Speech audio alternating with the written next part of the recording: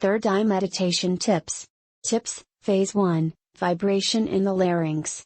It does not matter if in the beginning you find it difficult to separate the physical vibration from the non-physical one.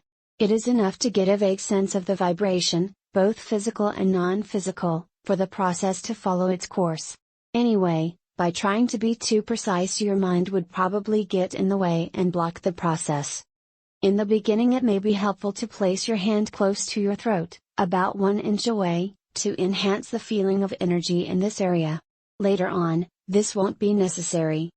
For this practice, as for any work on the larynx of energy, it is crucial for the neck to be as vertical as possible. What obvious differences can one observe between the bodies of animals and those of human beings? A major one is that the human spine is vertical while animals live mostly in a horizontal position. Similarly, while animals have a larynx, it is not vertical. Another clue can be found by perceiving what happens when you implement the first phase of the meditation. As soon as you reach a perfectly vertical position of the neck, a sudden enhancement of the vibration takes place in your larynx. Tips, Phase 2, Vibration in the Eye. The larynx of energy acts as an amplifier and a giver of shape. By connecting the area between the eyebrows with the friction coming from the throat, you work at building up the third eye.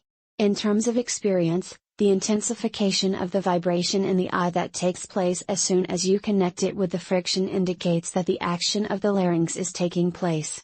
Tips, Phase 3, Light in the Eye.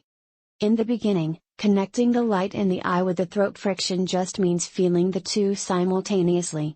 Then it automatically happens that an exchange takes place between the two, by which the energy generated by the throat friction is communicated to the part of your third eye that perceives light.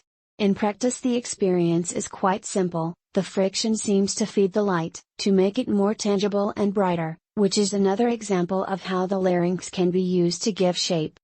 Tips, Phase 4, the Space. A common experience when reaching perception of the purple space, is that of an immense feeling of relief in the heart, as if a huge weight had suddenly been lifted. As soon as you contact the inner space, your heart feels immensely lighter. Some explanations for this will be found in section 3.10. Tips, Phase 5, the Vortex. The clockwise direction should not be taken as systematic and compulsory. As always, you have to follow the energy of the instant, and that may sometimes make you spin backwards and anti-clockwise. Nevertheless, when no particular wind takes you backwards, it is preferable to move forwards and clockwise. The vortex is both a vortex and a tunnel at the same time. It is preferable not to have fixed expectations as to what it should look like. Let the perception arise by itself gradually. Spinning in the space leads to an elaborated science of the vortices, through which one can travel far in space and time. This introduces a form of traveling in which the purpose is not to project yourself outside your body, but to go so deep inside that there is nothing left to get out of.